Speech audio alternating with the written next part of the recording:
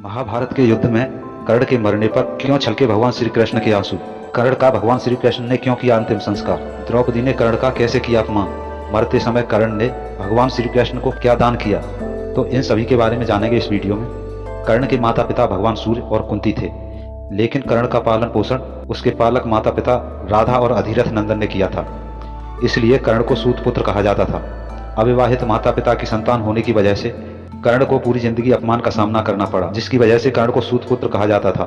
और इसी वजह से कर्ण के सूत पुत्र होने के कारण द्रौपदी, जिसको कर्ण अपनी जीवन संगिनी बनाना चाहता था, उन्होंने कर्ण से विवाह करने से इनकार कर दिया था, जिससे कर्ण पांडवों से नफरत करता था और कुरुक्षेत्र के मैदान में कौरवों का साथ दिया था।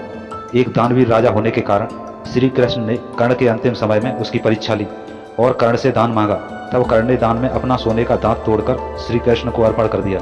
कर्ण की दानवीरता से खुश होकर भगवान श्री कृष्ण ने कर्ण को वरदान मांगने को कहा।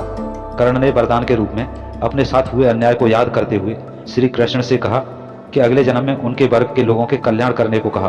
और दूसरे वरदान में भगवान कृष्ण का जन्म अपने राज्य में लेने को मांगा। और तीसरे वरदान के रूप में कहा, और मेरा अंतिम संस्कार ऐसा कोई व्यक्ति करे जो पाप मुक्त हो।